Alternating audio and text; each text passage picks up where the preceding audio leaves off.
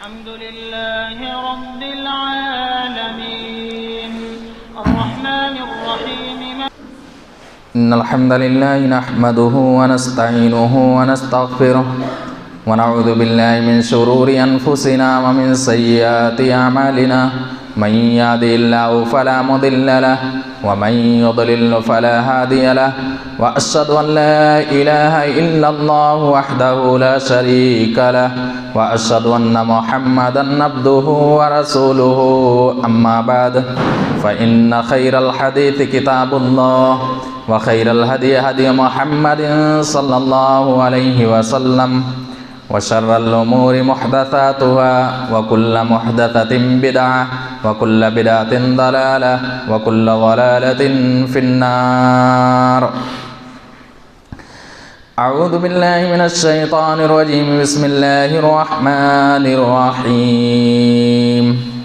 يا أيها الذين آمنوا اتقوا الله حق تقاته ولا تموتن إلا وأنتم مسلمون. يا أيها الناس اتقوا ربكم الذي خلقكم من نفس واحدة وخلق منها زوجها وبث منهما رجالا كثيرا ونساء واتقوا الله الذي تساءلون به والأرحام إن الله كان عليكم رقيبا. يا أيها الذين آمنوا اتقوا الله وقولوا قولا سديدا يصلح لكم أعمالكم ويغفر لكم ذنوبكم ومن يطع الله ورسوله فقد فاز فوزا عظيما. وقال الله تعالى في موضع آخر: يا أيها الذين آمنوا كلوا من طيبات ما رزقناكم واشكروا لله إن كنتم إياه تعبدون.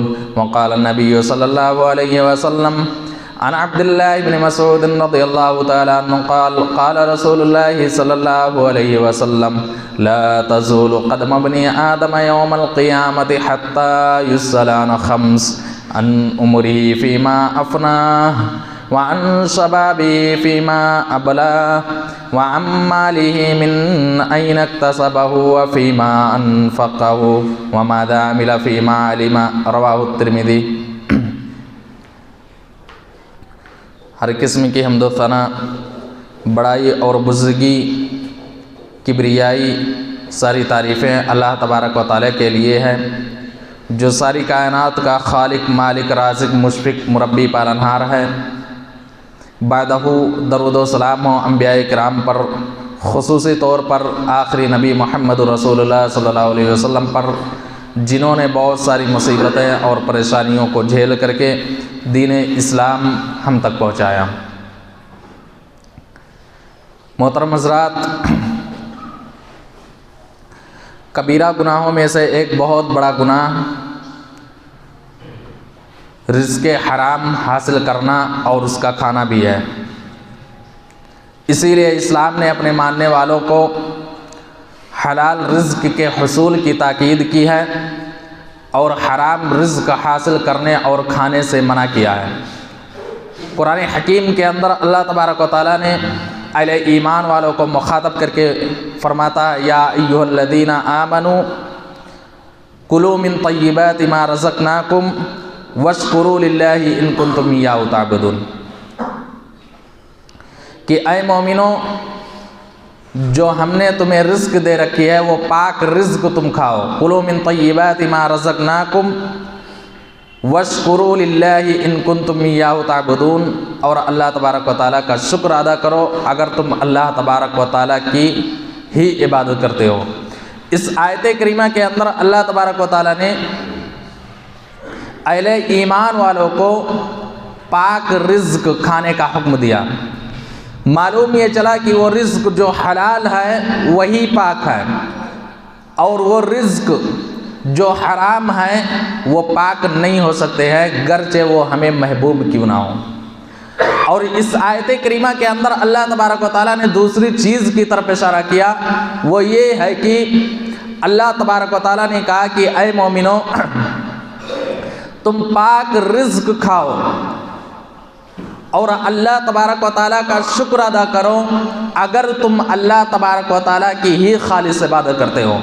معلوم یہ چلا کہ وہ بندہ جو اللہ تبارک و تعالیٰ کی خالص عبادت کرتا ہے اس کے لیے ضروری ہے کہ وہ پاک رزق کھائے، یعنی پاک رزق ہی کے ذریعے سے بندہ اللہ تبارک و تعالیٰ کی عبادت کر سکتا ہے، اور جو پاک رزق نہیں کھاتا ہے اس کی عبادت اللہ تبارک و تعالیٰ کے نزدیک قابل قبول نہیں ہے۔ رزق حلال کا اندازہ اس بات سے بھی لگا سکتے ہیں کہ اللہ تبارک و تعالیٰ نے قرآن حکیم کے اندر لوگوں کو کیٹیگری میں مخاطب کیا۔ اس کائنات کے اندر یعنی حضرت آدم علیہ السلام کی جو اولاد ہیں وہ 3 قسم کے لوگ ہیں۔ ایک انبیاء و رسول تھے جو اللہ تبارک و تعالیٰ کے نزدیک سب سے محبوب تھے۔ دوسرے وہ لوگ جو اللہ تبارک و تعالیٰ پر ایمان لائے مومنین ہیں، اور تیسرے قسم کے وہ لوگ ہیں جو کافر ہیں، مشرک ہیں، جو اللہ تبارک و تعالیٰ کی عبادت نہیں کرتے ہیں۔ اللہ تبارک و تعالیٰ نے الگ الگ جگہوں پر ان تینوں قسم کے لوگوں کو الگ الگ مقامات پر مخاطب کیا۔ سب سے پہلے اللہ تبارک و تعالیٰ نے رسولوں کو مخاطب کیا، یا ایھا الرسل کلوا من الطیبات واعملوا صالحا، کہ اللہ تبارک و تعالیٰ کہتا ہے اے رسولو پاک رزق کھاؤ، واعملوا صالحا، اور نیک اعمال کرو۔ اس آیت کریمہ کے اندر اللہ تبارک و تعالیٰ نے رسولوں کو حکم دیا کہ پاک رزق کھاؤ، نیک عمل کرو۔ دوسری جگہ اللہ تبارک و تعالیٰ نے اہل ایمان والوں کو مخاطب کیا، یا ایھا الذین آمنوا کلوا من طیبات ما رزقناکم، کہ اے مومنو تم پاک رزق کھاؤ۔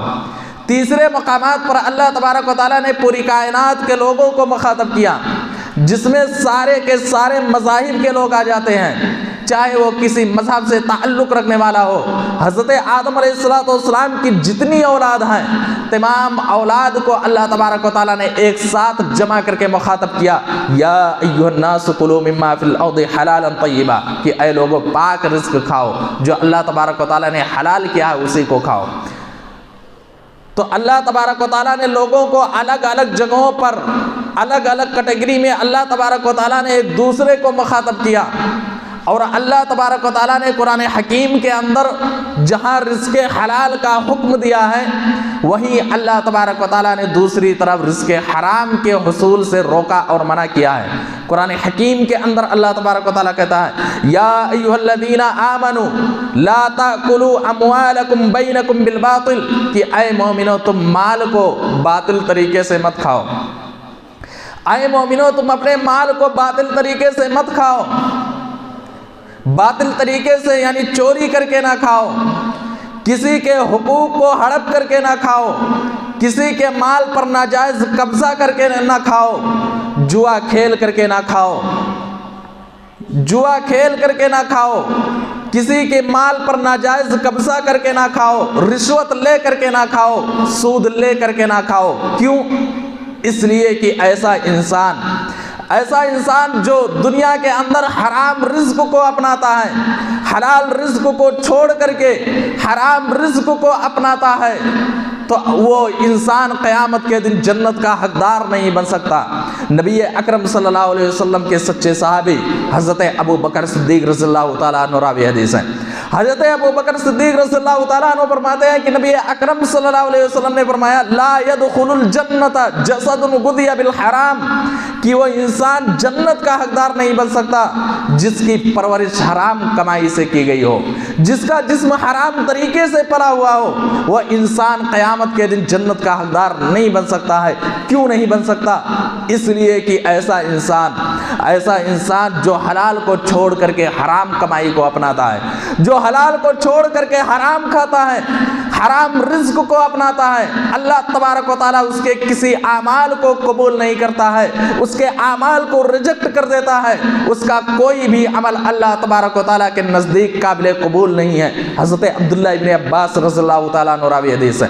حضرت عبداللہ ابن عباس رضی اللہ تعالیٰ عنہ کہتے ہیں کہ نبی اکرم صلی اللہ علیہ وسلم نے صحابہ کے سامنے یا ایھا الناس کلوا مما فی الارض حلالا طیبا، یہ آیت کریمہ اللہ کے رسول صلی اللہ علیہ وسلم نے جب تلاوت کی، مجلس میں بیٹھے ہوئے حضرت سعد بن ابی وقاص رضی اللہ تعالیٰ عنہ فوراً کھڑے ہوتے ہیں۔ حضرت سعد بن ابی وقاص رضی اللہ تعالیٰ عنہ کھڑے ہوتے ہیں، کہتے ہیں اللہ کے رسول ادعو اللہ ان یجعلنی مستجاب الدعوہ، اے اللہ کے رسول آپ دعا کر دیجئے ہمارے لیے کہ میں مستجاب الدعوہ ہو جاؤں، آپ دعا کر دیجئے کہ ہم مستجاب الدعوہ بن جائیں، ہم جب بھی دعا کریں اللہ تبارک و تعالی ہماری دعا کو قبول کر لے، اللہ ہمارے دعا کو فوراً قبول کر لے۔ نبی اکرم صلی اللہ علیہ وسلم نے کہا تھا یا سعد اطب مطعمک، اے سعد تم اپنے لقمے کو پاک کر لو، اے سعد تم اپنے کھانے کو پاک کر لو، اپنے رزق کو پاک کر لو، یا سعد اطب مطعمک، اے سعد تم اپنے رزق کو پاک کر لو، تم جب بھی دعا کرو گے، جب بھی دعا کرو گے اللہ تبارک و تعالیٰ تمہاری دعا کو قبول کر لے گا، شرط یہ ہے کہ تم اپنے رزق کو پاک کر لو، اپنی روزی کو تم پاک کر لو، جب بھی دعا کرو گے اللہ تمہاری دعا کو قبول کرے گا۔ پھر اللہ کے نبی نے کہا ان العبد لیقذف اللقمۃ الحرام فی جوفہ ما یتقبل منہ عمل 40 یوما، نبی اکرم صلی اللہ علیہ وسلم نے فرمایا کہ ایک بندہ جب اپنے پیٹ کے اندر لقمہ حرام کو داخل کرتا ہے اللہ تبارک و تعالیٰ اس کے کسی عمل کو 40 روز تک قبول نہیں کرتا ہے۔ یعنی وہ جسم جو حرام کمائی سے پرورش پایا ہو، وہ جسم جس جسم کے اندر حرام کمائی گیا ہو، اس جسم کو جب وہ عبادت میں لگاتا ہے اللہ تبارک و تعالیٰ کی عبادت کرتا ہے اللہ تبارک و تعالیٰ اس کے عمل کو قبول نہیں کرتا ہے۔ اب اس انسان کو لے لو جس نے رمضان کا روزہ رکھا، جس نے رمضان کا روزہ رکھا، تراویح کا اہتمام کیا، قرآن کی تلاوت کی، ذکر و اذکار بھی کیا، رمضان کے مہینے میں عمرہ بھی کیا، صدقہ و خیرات بھی کیا، ڈھیر ساری نیکیاں بھی کی، لیکن ساتھ ہی ساتھ وہ حرام رزق کو اپنایا کرتا تھا، وہ رزق کو حرام رزق کو کھایا کرتا تھا، اللہ تبارک و تعالیٰ کے نزدیک ایسا عمل قابل قبول نہیں ہے، اللہ تبارک و تعالیٰ اس اعمال کو قبول نہیں کرے گا۔ اسی لیے نبی اکرم صلی اللہ علیہ وسلم نے کہا تھا لا يدخل الجنت جسد غذی بالحرام، کہ وہ جسم جنت کا حقدار نہیں بن سکتا جو جسم حرام کمائی کے ذریعے سے پرورش پایا ہو۔ صحیح مسلم شریف کی روایت ہے، حضرت ابو ہریرہ رضی اللہ تعالیٰ عنہ راوی حدیث ہے، حضرت ابو ہریرہ رضی اللہ تعالیٰ عنہ راوی حدیث ہے، نبی اکرم صلی اللہ علیہ وسلم نے مجلس میں ایک ایسے انسان کا ذکر کیا، ثم ذکر الرجل یطیل السفر اشعث اغبر یمد یدیہ الی السماء، ایک آدمی کا ذکر کیا جو لمبی سفر کرتا ہے، یطیل السفر اشعث اغبر یمد یدیہ الی السماء، اس کے بال پروگندہ ہیں، اس کے بال بکھرے ہوئے ہیں۔ ایک انسان جب لمبی سفر کر کے آتا ہے تو اس کے بال بکھرے ہوئے ہوتے ہیں، یطیل السفر اشعث اغبر یمد یدیہ الی السماء، وہ انسان ہاتھ اٹھا کر کے رب کے سامنے دعا کرتا ہے یا ربی اے میرے رب اے میرے رب۔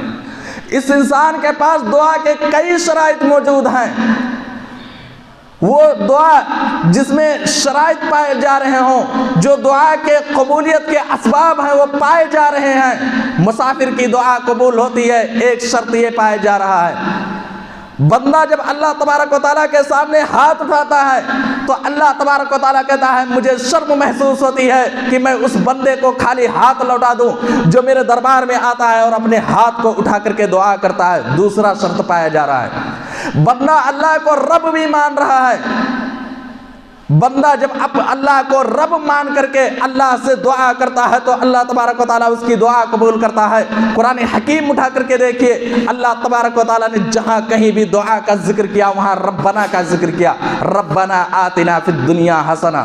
اسی طرح حضرت آدم علیہ السلام نے، حضرت آدم علیہ السلام کو جب جنت سے نکالا گیا تھا تو دنیا کے اندر حضرت آدم علیہ السلام نے اللہ کو اپنا رب مان کر کے دعا کی تھی، ربنا ظلمنا انفسنا وان لم تغفر لنا، یہاں تک تو اور شیطان نے بھی اللہ کو جب رب مان کر کے دعا کی تھی تو اللہ نے شیطان کی دعا قبول کی تھی۔ قال رب بما اغویتنی لأزینن لہم، کہ اے اللہ تو ہمیں اجازت دے دے، ہم دنیا کے اندر تیرے بندے کو بہکاتا رہوں گا، اللہ نے اجازت دے دی تھی۔ تو جب بندہ اللہ کو رب مانتا ہے اور ہاتھ بھی اٹھاتا ہے، سفر کے حالت میں بھی ہوتا ہے اور دعا کرتا ہے تو اللہ تبارک و تعالیٰ اس کی دعا کو قبول کرتا ہے۔ اللہ کے نبی نے اسی انسان کا ذکر کیا، یعنی کئی شرائط پائے جا رہے ہیں، مسافر بھی ہے، لمبی سفر بھی کیا، ہاتھ بھی اٹھایا، اللہ کو اپنا رب بھی مانا، لیکن اللہ تبارک و تعالیٰ نے اس کی دعا کو قبول نہیں کیا۔ اللہ تبارک و تعالیٰ نے اس کی دعا کو قبول نہیں کیا، کیوں؟ اس لیے کہ اللہ کے نبی جناب محمد مصطفیٰ صلی اللہ علیہ وسلم فرماتے ہیں وَمَطْعَمُهُ حرام وَمَشْرَبُهُ حرام وَمَلْبَسُهُ حرام، اس کا کھانا بھی حرام ہے، اس کا پینا بھی حرام ہے، اس کا پہننا بھی حرام ہے، وَغُذِّيَ بِالْحَرام، اور اس کی جو پرورش ہوئی ہے وہ حرام طریقے سے ہوئی ہے، فَأَنَّا يُسْتَجَابُ لِذَلِكَ، تو اللہ اس کی دعا کو کیسے قبول کرے؟ یعنی وہ انسان جس کی پرورش حرام طریقے سے ہوئی ہو، اللہ تبارک و تعالیٰ اس کے کسی اعمال کو قبول نہیں کرتا ہے۔ مثال کے طور پر کسی انسان نے 999 روپے کا کپڑا خریدا، 1000 کا کپڑا خریدا اور 999 اس نے حلال کا لگایا، لیکن 1 روپیہ اس نے حرام کا لگا دیا، اب وہ کپڑا اس کے جسم پر جب تک موجود رہے گا، جب تک نماز ادا کرے گا اور جب تک وہ روزہ رکھے گا، اللہ تبارک و تعالیٰ اس کے کسی عمل کو قبول نہیں کرے گا۔ جس جسم کے اوپر حرام کمائی کا لباس پڑا ہوا ہو اور جس جسم کے اندر حرام کمائی کا لقمہ پڑا ہوا ہو، اللہ تبارک و تعالیٰ اس کے عمل کو قبول نہیں کرے گا۔ اسی لیے ہم کہتے ہیں رزق حلال کو اپناؤ، رزق حرام کو چھوڑ دو۔ رزق حلال کو اپناؤ اور رزق حرام کو چھوڑ دو، کیوں؟ اس لیے کہ قیامت کا دن ایک ایسا دن آنے والا ہے جس دن اللہ تبارک و تعالیٰ مال کے بھی بارے میں سوال کرے گا۔ سنن ترمذی کی روایت ہے، حضرت عبداللہ ابن مسعود رضی اللہ تعالیٰ عنہ راوی حدیث ہے، وہ بیان کرتے ہیں لا تزول قدم ابن آدم یوم القیامت حتی یسأل عن خمس عن عمرہ فیما افنا، کہ قیامت کے دن ابن آدم کا قدم اللہ کے سامنے سے اس وقت تک ہٹ نہیں سکتا جب تک کہ وہ 5 سوالوں کا جواب نہ دے دے۔ عن عمرہ فیما افنا، اللہ تبارک و تعالیٰ عمر کے بارے میں سوال کرے گا کہ اے میرے بندے، میں نے تجھے جو عمر دی تھی، یعنی بچپن سے لے کر کے جوانی تک اور جوانی سے لے کر کے بڑھاپے تک، ایک ایک منٹ کے بارے میں اللہ تبارک و تعالیٰ کے سامنے جواب دینا پڑے گا۔ وعن شبابہ فیما ابلاہ، اللہ تبارک و تعالیٰ جوانی کے بارے میں سوال کرے گا۔ عمر کے اندر جوانی بھی آ جاتی ہے، لیکن جوانی کے بارے میں اللہ تبارک و تعالیٰ الگ سے سوال کرے گا، کیوں؟ اس لیے کہ اسلام کے اندر جو انقلاب برپا کیا، وہ نوجوانوں نے انقلاب برپا کیا۔ اللہ تبارک و تعالیٰ قیامت کے دن جوانی کے بارے میں سوال کرے گا۔ وعن شبابہ فیما ابلا وعن مالہ من این اکتسبہ وفیما انفقہ، تیسرا سوال اور چوتھا سوال مال کے بارے میں ہوگا۔ اے میرے بندے، تو نے مال کہاں سے کمایا اور تو نے مال کو کہاں خرچ کیا، کہاں کمایا، کہاں سے کمایا؟ کہیں حرام طریقے سے تو نہیں کمایا، کہیں سود کا پیسہ تو نہیں لیا، کہیں رشوت کا پیسہ تو نہیں لیا، کہیں جوا کھیل کر کے تو نے پیسہ تو نہیں کمایا، اور کمایا تو کہاں سے کمایا، پھر خرچ بھی کیا تو کہاں خرچ کیا؟ کمانا بھی حلال طریقے سے اور خرچ بھی کرنا ہے حلال جگہوں پر، یعنی کمانا بھی ہے ہمیں حلال طریقے سے اور خرچ بھی کرنا ہے حلال جگہوں پر۔ اللہ تبارک و تعالیٰ سوال کرے گا وَعَمْ مَالِهِ مِنْ أَيْنَ اكْتَسَبَهُ وَفِيمَا أَنْفَقَهُ، کہ اے میرے بندے، تو نے مال کہاں سے کمایا، وَفِيمَا أَنْفَقَهُ، تو نے مال کو کہاں خرچ کیا۔ اسی لیے قیامت کے دن اللہ تبارک و تعالیٰ جسے دنیا کے اندر سب سے زیادہ مال و دولت دیا ہوگا، اس انسان سے سب سے زیادہ سوال کرے گا۔ حضرت عبد الرحمن بن عوف رضی اللہ تعالیٰ عنہ ایک مرتبہ نبی اکرم صلی اللہ علیہ وسلم کے سامنے بیٹھے ہوئے تھے۔ نبی اکرم صلی اللہ علیہ وسلم کا یہ معمول تھا کہ نماز فجر ادا کرنے کے بعد اپنے صحابہ سے پوچھتے تھے کہ کسی نے کوئی خواب دیکھا ہے کہ نہیں۔ صحابہ جو خواب دیکھتے تھے اللہ کے نبی کے سامنے بیان کرتے تھے اور اللہ کے نبی اس کی تعبیر کیا کرتے تھے۔ ایک مرتبہ سارے صحابہ خاموش ہیں، اللہ کے نبی کہتے ہیں میں نے ایک خواب دیکھا ہے، وہ خواب سن لو۔ وہ خواب یہ ہے کہ قیامت کا دن ہے، قیامت کا دن ہے، میدان محشر کا دن ہے، اور میں قیامت کے دن رب کی عدالت میں کھڑا ہوں۔ وہاں میں نے ابو بکر کو تلاش کیا تو تھوڑی دیر کے بعد ملے، پھر میں نے عمر کو تلاش کیا، وہ بھی تھوڑی دیر کے بعد ملے، پھر میں نے عبد الرحمن کو تلاش کیا، عبد الرحمن جو بہت بڑے مالدار انسان تھے، بہت بڑے مالدار صحابی تھے۔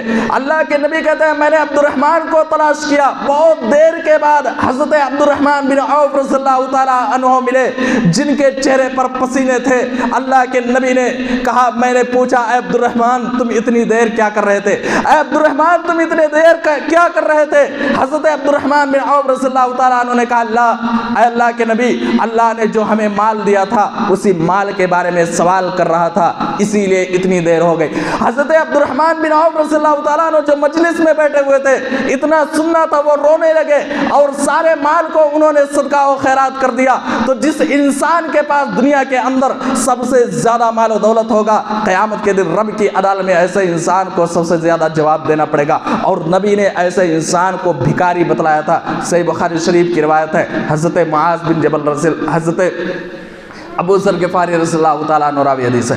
حضرت ابو ذر غفاری رضی اللہ تعالیٰ عنہ کہتے ہیں ایک مرتبہ میں رات کی تاریکی میں نکلا، چاندنی رات تھی، رات کی تاریکی تھی، میں وہاں نکلا، اللہ کے نبی اکیلے گھوم رہے تھے۔ اللہ کے نبی نے جب ہمیں دیکھا تو دیکھنے کے بعد ہمیں اپنے پاس بلایا اور کہا، اے ابو ذر ادھر آؤ۔ میں آپ صلی اللہ علیہ وسلم کے پاس گیا تو آپ صلی اللہ علیہ وسلم نے کہا، ان المکثرین هم المقلون یوم القیامت الا من آتاہ اللہ خیرا، کہ اے ابو ذر سن لو، اے ابو ذر سن لو، دنیا کے اندر جو انسان سب سے زیادہ مالدار ہے، قیامت کے دن وہ انسان سب سے بڑا فقیر بن کر کے آئے گا، مگر وہ انسان جسے اللہ تبارک و تعالیٰ نے مال و دولت سے نوازا اور اس نے لوگوں کے درمیان خرچ کیا، اس نے چاروں طرف خرچ کیا، وہ انسان فقیر نہیں ہوگا۔ فقیر وہ انسان ہوگا جس کو اللہ تبارک و تعالیٰ نے مال و دولت سے نوازا، لیکن اس نے مال و دولت کو سمیٹ کر کے رکھا، اس نے خرچ نہیں کیا، غریبوں کی مدد نہیں کی، یتیموں کی مدد نہیں کی، اس نے مال کو سمیٹ کر کے رکھا۔ قیامت کے دن ایسا انسان فقیروں کی شکل میں اٹھایا جائے گا، ایسا انسان غریب اور قلاس بن کر کے رب کے سامنے کھڑا ہوگا، تو اللہ تبارک و تعالیٰ قیامت کے دن مال کے بارے میں سوال کرے گا، وَأَمَّالِهِ مِنْ أَيْنَ اكْتَسَبَهُ وَفِيمَا أَنْفَقَهُ۔ میرے بندے، مال کہاں سے کمایا، مال کہاں سے کمایا، اور مال کمایا تو کہاں سے، اور خرچ بھی کیا تو کہاں خرچ کیا، وَمَاذَا عَمِلَ فِيمَا عَلِمَ، اور اپنے علم کے مطابق تو نے کیا عمل کیا۔ یہ 5 سوال ہوں گے جو اللہ تبارک و تعالیٰ قیامت کے دن تمام انسانوں سے، ابن آدم سے سوال کرے گا۔ تو رزق حلال کو اپناؤ، رزق حرام کو چھوڑ دو۔ کیوں؟ اس لیے کہ رزق حرام یہ دل پر بہت گہرا اثر پڑتا ہے۔ رزق حرام یہ انسان کے دل پر بہت ہی گہرا اثر کرتا ہے، انسان کا دل سخت ہو جاتا ہے، انسان کے دل کے اندر جو انسانیت ہوتی ہے، جو رحم دلی ہوتی ہے، جو نرمی ہوتی ہے، وہ نرمی ختم ہو جاتی ہے، اس کے دل سے انسانیت ختم ہو چکی ہوتی ہے۔ جو انسان رزق حلال کو چھوڑ کر کے رزق حرام کو اپناتا ہے، اس کا دل سخت ہو جاتا ہے، اس کا دل مضبوط ہو جاتا ہے۔ آپ لوگوں نے بہت سارے ایسے لوگوں کو دیکھا ہوگا جن کے پاس مال و دولت کے انبار ہیں، جن کے پاس بہت زیادہ مال و دولت ہیں، لیکن اسی انسان کے پاس غریب مزدور کام بھی کرتے ہیں، اور جب وہ اپنا پیسہ مطالبہ کرنے کے لیے جاتے ہیں، رو رو کر کے پیسہ مانگتے ہیں، لیکن وہ انسان پیسہ دینے کے لیے تیار نہیں ہوتا ہے۔ وہ انسان اپنے سامنے غریبوں کو روتا ہوا دیکھتا ہے، لیکن اس کا دل پگھلتا نہیں ہے، اس کے دل کے اندر انسانیت نہیں جاگتی ہے۔ کیوں؟ اس لیے کہ حرام کمائی کی وجہ سے اس کا دل سخت ہو گیا ہے۔ اور اللہ تبارک و تعالیٰ نے اس دنیا کے اندر بندے کو جو سب سے بڑا عذاب دیا ہے وہ دل کی سختی دیا ہے۔ امام سفیان ثوری رحمہ اللہ کہتے ہیں کہ اس دنیا کے اندر اللہ تبارک و تعالیٰ نے انسان کو سب سے بڑا جو عذاب دیتا ہے وہ ہے دل کی سختی، یعنی انسان کا دل سخت ہو جاتا ہے۔ ایک آدمی امام احمد بن حنبل رحمہ اللہ کے پاس آتا ہے، ایک آدمی امام احمد بن حنبل رحمہ اللہ کے پاس آتا ہے اور کہتا ہے کہ میرا دل سخت ہو گیا ہے، ہم قرآن کی باتوں کو سنتے ہیں لیکن ہمیں کوئی اثر نہیں کرتا ہے، ہمارے سامنے جہنم کے عذاب کا تذکرہ کیا جاتا ہے، قبر کے عذاب کے بارے میں بتلایا جاتا ہے، لیکن کوئی اثر نہیں کرتا ہے، آخر وجہ کیا ہے؟ امام احمد بن حنبل رحمہ اللہ نے کہا تھا، جاؤ تم اپنے رزق کو پاک کر لو، وہ آدمی دوسرے عالم کے پاس جاتا ہے، دوسرے عالم کہتے ہیں جاؤ تم ذکر و اذکار کرو، اللہ کو یاد کرو، تمہارا دل نرم ہو جائے گا۔ کئی عالم سے پوچھتا ہے، پھر وہ آدمی ان تمام عالموں سے کہتا ہے کہ تم لوگوں نے الگ الگ جواب دیا۔ امام احمد بن حنبل رحمہ اللہ نے تو کہا ہے کہ جاؤ رزق کو پاک کرو۔ تمام عالموں نے اس سے کہا کہ جاؤ پہلے امام احمد حنبل کی بات پر عمل کرو، پہلے رزق کو حلال کرو، پہلے اپنے کھانے کو حلال کر لو، رزق کو پاک کر لو، بعد میں اللہ تبارک و تعالیٰ کا ذکر کرو، بعد میں اللہ تبارک و تعالیٰ کو یاد کرو، پھر تمہارا دل نرم ہو جائے گا، تمہارے دل کے اندر انسانیت پیدا ہو جائے گی۔ تو معلوم یہ چلا کہ رزق حرام کے ذریعے سے بندے کا دل سخت ہو جاتا ہے، اور جب سخت ہو جاتا ہے تو اس کا دل کسی چیز کو قبول نہیں کرتا ہے، قرآن کی باتوں پر وہ انسان عمل نہیں کرتا ہے۔ تو دل کی سختی یہ انسان کے اوپر سب سے بڑا عذاب ہے، جو رزق حرام کے ذریعے سے اس کا دل سخت ہو جاتا ہے۔ رزق حرام یہ بندے کے اولاد، انسان کے اولاد پر بھی اس کا اثر کرتا ہے۔ ایک آدمی رزق حرام کے ذریعے سے اپنی پرورش کرتا ہے، اپنی اولاد کی پرورش کرتا ہے، تو اس کی اولاد نافرمان اولاد ہوتی ہے، اس کے اولاد پر بھی اس کا اثر کرتا ہے۔ رزق حرام اس کے اولاد پر بھی اس کا اثر انداز ہوتا ہے۔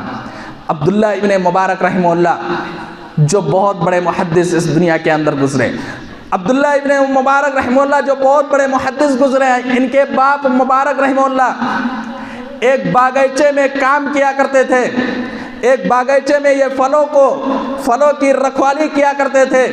ایک مرتبہ مہمان آتے ہیں باغیچے کے مالک کے پاس، باغیچے کا مالک آتا ہے اور کہتا ہے اے مبارک جاؤ پھل توڑ کر کے لاؤ، پھل توڑ کر کے لاؤ۔ مہمان نوازی کے لیے مبارک رحمہ اللہ جاتے ہیں اور درخت سے پھل توڑ کر کے لاتے ہیں اور مہمان کے سامنے رکھ دیتے ہیں۔ وہ مہمان جیسے ہی پھل کھاتا ہے وہ پھل کھٹا نکل جاتا ہے، پھر مبارک رحمہ اللہ کو حکم دیا جاتا ہے جاؤ دوسرے درخت سے پھل توڑ کر کے لاؤ۔ دوسرے درخت کی طرف جاتے ہیں، وہ پھل بھی لاتے ہیں، وہ بھی کھٹا نکل جاتا ہے۔ یہ غصے میں باغیچے کا مالک آتا ہے اور کہتا ہے تم اتنے دنوں سے باغیچے کی رکھوالی کر رہے تھے، تم اتنے دنوں سے باغیچے کی رکھوالی کر رہے تھے، تمہیں معلوم نہیں ہے کون سا درخت ہے جس کا پھل میٹھا ہے اور کون سا درخت ہے جس کا پھل کھٹا ہے؟ مبارک رحمہ اللہ کا جواب سنو۔ مبارک رحمہ اللہ نے کہا میرے مالک میں باغیچے کی رکھوالی کے لیے آیا تھا، میں پھل کھانے کے لیے نہیں آیا تھا، اور آج تک جو اتنے سالوں سے باغیچے کی رکھوالی کر رہا ہوں میں نے کبھی کسی پھل کو اپنے منہ میں نہیں لگایا، میں نے کھایا ہی نہیں، تو مجھے کیسے پتا چلتا کون سا پھل میٹھا ہے؟ اتنا سننا تھا وہ مالک اپنی بیٹی کی نکاح اس مبارک رحمہ اللہ سے کر دیتا ہے۔ انہی کے پیٹ سے جنم لینے والے عبداللہ ابن مبارک رحمہ اللہ پیدا ہوتے ہیں جو اس دنیا کے اندر بہت بڑے محدث بن کر کے گزرے تھے۔ معلوم یہ چلا کہ انسان جب رزق حلال کو اپناتا ہے، رزق حرام کو چھوڑ کر کے رزق حلال کو اپناتا ہے، تو اس کے اولاد پر بھی اثر انداز ہوتی ہے اور وہ اولاد نیک بن کر کے اس دنیا کے اندر گزرتی ہے۔ لیکن وہی انسان جب رزق حرام کو اپناتا ہے تو اس کی اولاد نافرمان اولاد بنتی ہے۔ تو رزق حرام کا اثر اولاد پر بھی جاتا ہے، رزق حرام کا اثر اس کی اولاد پر بھی جاتا ہے۔ اسی لیے رزق حلال کو اپناؤ، رزق حرام کو چھوڑ دو، رزق حلال کو اپناؤ اور رزق حرام کو چھوڑ دو۔ میرے بھائیو آج بہت سارے مختلف ذرائع جس کے ذریعے سے انسان رزق حرام کو اپناتا ہے، بہت ساری صورتیں جس کے ذریعے سے انسان رزق حرام کو اپناتا ہے۔ چوری کرنا، ڈاکہ زنی کرنا، دھوکہ دینا، فراڈ کے ذریعے سے رشوت لینا، اور یہ ساری کی ساری چیزیں حرام ہیں۔ آج بہت سارے ایسے معاملات ہیں جس میں رشوت نہ دیا جائے تو وہ کام نہیں ہوگا، اور لوگ مطالبہ بھی کرتے ہیں رشوت لینے کے لیے، پیسہ لینے کے لیے، کسی کام کو کرانے کے لیے وہ مطالبہ بھی کرتے ہیں، جبکہ نبی اکرم صلی اللہ علیہ وسلم نے کہا تھا لعن الراشی والمرتشی کلاہما فی النار، رشوت لینے والا اور رشوت دینے والا دونوں جہنم کے اندر جائیں گے۔ اسی طرح بہت سارے ایسے تاجر مل جائیں گے، تجارت کرنے والے مل جائیں گے جو سامان کو فروخت کرتے ہیں تو دھوکہ دے کر کے فروخت کرتے ہیں. سامان کے اندر عیب ہوتا ہے لیکن اس عیب کو وہ بتلاتے نہیں ہیں, وہ دھوکہ دے کر کے وہ کسٹمر کو پیش کرتے ہیں, یہ بھی حرام ہے. نبی اکرم صلی اللہ علیہ وسلم بازار کی طرف نکلتے ہیں, ایک آدمی کے پاس جاتے ہیں جو اناج کا ڈھیر لگائے ہوئے تھا. اللہ کے نبی اپنے ہاتھ کو اناج کے اندر داخل کرتے ہیں, اناج اندر سے بھیگا تھا لیکن اوپر سے سوکھا تھا. اللہ کے نبی نے کہا یہ کیا تم نے؟ اس نے کہا اللہ کے نبی بارش ہوئی تھی, اناج بھیگ گیا تھا, میں نے اندر کر لیا تاکہ لوگ اناج کو خرید لے, اگر میں اوپر کر دیتا تو لوگ اناج کو نہیں خریدتے. اللہ کے نبی جناب محمد مصطفیٰ صلی اللہ علیہ وسلم نے کہا تھا من غش فلیس منی, جس نے دھوکہ دیا وہ ہم میں سے نہیں ہے. جس انسان نے کسی انسان کو دھوکہ دیا وہ محمد رسول اللہ صلی اللہ علیہ وسلم سے اس انسان کا کوئی تعلق نہیں ہے, وہ ہم میں سے نہیں ہے. اسی طرح ایسا انسان جو دھوکہ دے کر کے, جھوٹ بول کر کے جو سامان کو فروخت کرتا ہے, کل قیامت کے دن رب کی عدالت میں ایسا انسان فاجر بن کر کے, گنہگار بن کر کے اٹھایا جائے گا. نبی اکرم صلی اللہ علیہ وسلم بازار کی طرف نکلتے ہیں, نبی اکرم صلی اللہ علیہ وسلم بازار کی طرف نکلتے ہیں اور دیکھتے ہیں جتنے تجارت کرنے والے ہیں سارے کے سارے لوگ تجارت میں مشغول ہیں. اللہ کے نبی وہاں جانے کے بعد کہتے ہیں یا معاشر التجار, اے تاجروں کی جماعت, تجارت کرنے والے جتنے لوگ تھے سارے کے سارے لوگ گردن اٹھا کر کے نبی اکرم صلی اللہ علیہ وسلم کی بات کی طرف متوجہ ہوئے. اللہ کے نبی جناب محمد مصطفیٰ صلی اللہ علیہ وسلم نے جب تاجروں کی جماعت کو مخاطب کیا تو تاجروں کی جماعت کو مخاطب کر کے کہا یا معاشر التجار, تجارت کرنے والے نبی اکرم صلی اللہ علیہ وسلم کی طرف متوجہ ہوئے. تو اللہ کے نبی نے فرمایا ان التجار یبعثون یوم القیامت الا من اتقى اللہ, جتنے تجارت کرنے والے ہیں قیامت کے دن رب کی عدالت میں اس حال میں اٹھایا جائے گا کہ سارے کے سارے لوگ فاجر ہوں گے, سارے کے سارے لوگ گنہگار ہوں گے, مگر وہ انسان جو دنیا کے اندر اللہ تبارک و تعالیٰ سے ڈرتا رہا, جو دنیا کے اندر اللہ تبارک و تعالیٰ سے ڈرتا رہا اور اللہ تبارک و تعالیٰ کا خوف کھاتا رہا, سچ بولتا رہا تجارت میں, وہ انسان فاجر نہیں ہوگا, وہ انسان فاجر اور فاسق نہیں ہوگا. فاجر اور فاسق وہ انسان ہوگا جو تجارت میں جھوٹ بولتا ہے, جو تجارت میں جھوٹ بولتا ہے, سامان کو دھوکہ دے کر کے وہ فروخت کرتا ہے, یہ حرام ہے. اور قیامت کے دن ایسا انسان فاجروں کی شکل میں اٹھایا جائے گا. اسی طرح بہت سارے لوگ ناپ تول میں کمی کر کے بھی سامان کو فروخت کرتے ہیں.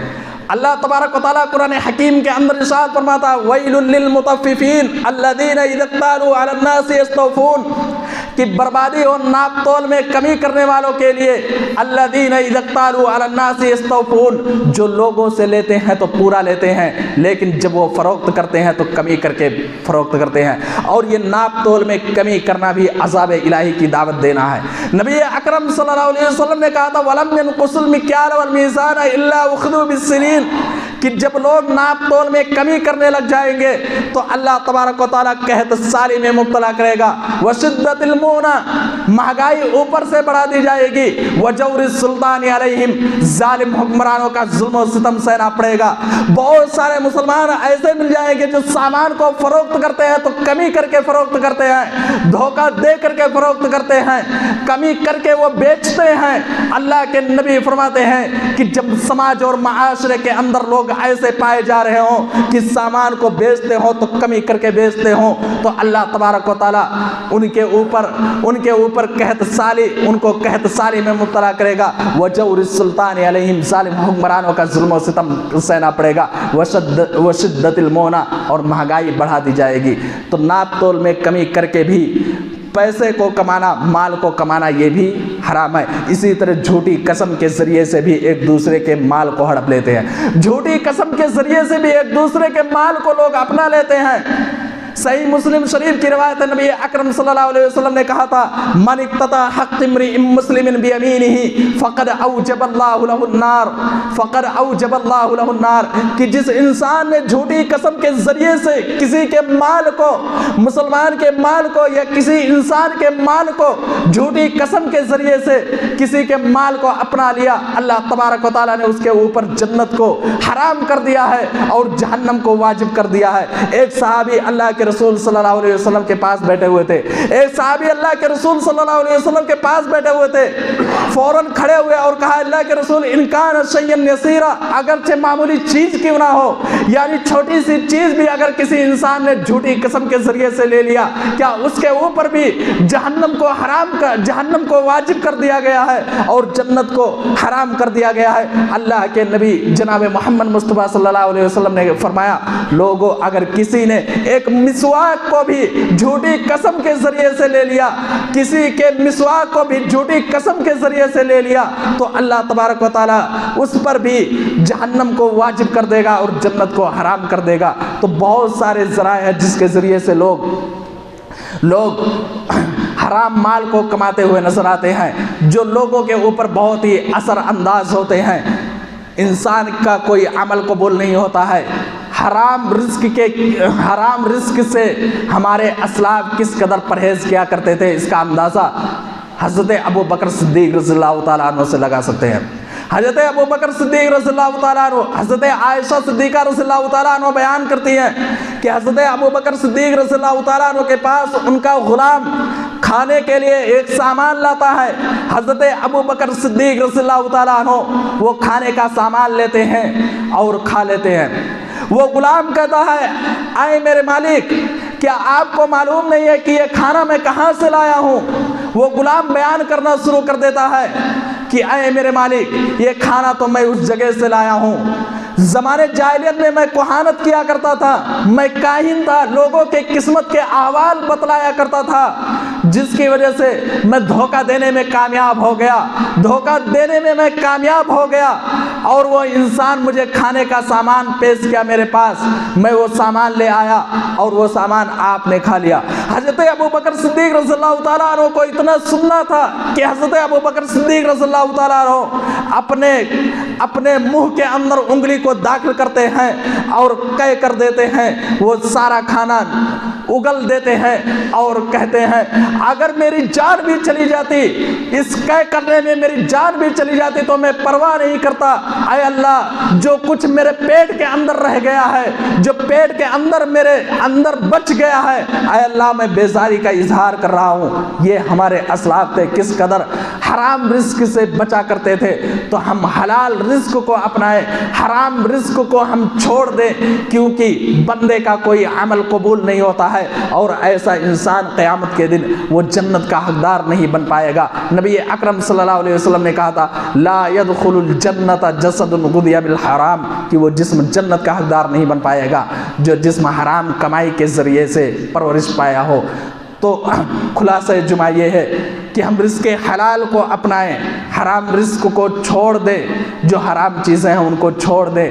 بھلے ہی ہم کم کھائیں لیکن حلال کمائی کے ذریعے سے ہم کھائیں اور حلال کمائی ہی کے ذریعے سے اپنی اولاد کی پرورش کریں۔ جھوپڑی میں ہم رہ لیں یہ بہتر ہے بنگلوں کے بنسبت، لیکن ہم حرام کمائی کے ذریعے سے ہم بنگلے نہ بنوائیں بلکہ جھوپڑی ہی بنا لیں، ہم اسی میں گزارا کر کے اس دنیا کے اندر گزار لیں، یہ ہمارے لیے کہیں زیادہ بہتر ہے بنسبت حرام کمائی کے۔ تو ہم حلال کمائی کو اپنائیں، حرام کمائی کو چھوڑ دیں۔ اللہ تبارک و تعالیٰ سے دعا بار الہ تو تمام مسلمانوں کو رزق حلال اپنانے کی توفیق دے اور حرام رزق سے بچنے کی بھی توفیق دے، آمین۔ وآخر دعوانا الحمدللہ رب العالمین۔